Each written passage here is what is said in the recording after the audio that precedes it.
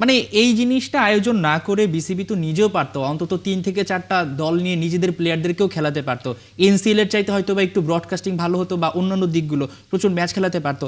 মানে এটা কি এরকম যে নতুন কমিটি এসেছে তাদেরকে দেখাতে হবে যে না আমরা পারি, এই পারি করতে গিয়ে যে দেশের মান সম্মানটা ডুবিয়ে দেওয়া হচ্ছে, যেটা কিন্তু আমরা এর আগেও দেখতে পেয়েছি যে ফারুক আহমেদ যখন বিসিবি প্রেসিডেন্ট ছিলেন সেটা টুর্নামেন্টের মাঝখানে হয়েছে, কিন্তু এখন যে আমিনুল ইসলাম বুলবুল তিনি শুরুতেই একটা বিতর্কের মধ্যে পড়ে গেলেন। সেটাই বিসমিল্লাতেই গলদ, যেটা বলা যায় যে মানে এই দলগুলা যে বাছার সময় ক্রিকেটারদেরও কিন্তু চাপ থাকে, যে প্রথমে কিন্তু 5টা দল করার কথা ছিল, পরে কিন্তু 6টা দল করা হয়েছে ক্রিকেটারদের চাপে, যে আমরা এতগুলা ক্রিকেটার খেলতে পারবো না, করতে পারবো না। কিন্তু বাস্তবসম্মত আমাদের সেই মার্কেট আছে কিনা, আমি বারবার বলছি আমাদের সেই মার্কেট আছে কিনা, এটা সার্ভ করার মানে সার্ভে করে যে একটু দেখা যে আমাদের মার্কেট সত্যি আছে কিনা সেটা যাচাই করা। এবং আপনি যেতে বলছিলেন যে গত বছর কিন্তু ক্রিকেটারদের কিটস পর্যন্ত রেখে দিয়েছিল ড্রাইভার, আপনি এই বছর এই নোয়াখালীর যে কালকে যে খালেদ মাহমুদ সুজন রিয়াক্ট করলেন, আপনি 3টে মাত্র বল নিয়ে তিনি প্র্যাকটিস করেছেন। এবং আমরা দলের ভিতরকার যদি করি যে অনেকে দৈনন্দিন ভাতা যেটা সেটা পায়নি, তারা এটা নিয়ে খুব, এবং তারা বলছে যে 2-1 দিনের মধ্যে সব ঠিক হয়ে যাবে। হ্যাঁ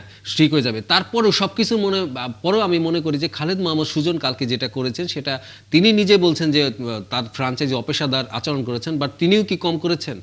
হ্যাঁ, তিনি ওই যে বিয়ে বাড়ির ওই যে দুলাবাই থাকে বরের মতন, কোনো কিছুতেই একটু রাগঠাক হয়ে মাংস কম ঝোল কম করে উঠে যায়, তিনি সেই ওই মানের মতন চলে গেছে, আবার পরে তো ঠিকই চলে আসলেন। কিন্তু এই যে মিডিয়ার সামনে যে সিন ক্রিয়েটটা হলো, এটার দায়িত্ব, এই জায়গাটা একটু দায়িত্ব নেওয়া উচিত ছিল, কেননা তিনি খুব সিনিয়র একজন কোচ এবং তিনি জানেন যেটা খুব মিডিয়াতে চলে আসবে, নিজেদের মধ্যে একটু আলোচনা করে নিলে বেটার হতো নিশ্চয়ই। অবশ্যই অবশ্যই। এবং পরবর্তীতে আমরা আবার দেখলাম আমিনুল ইসলাম বুলবুল তিনি তাকে বুকে জড়িয়ে নিচ্ছেন।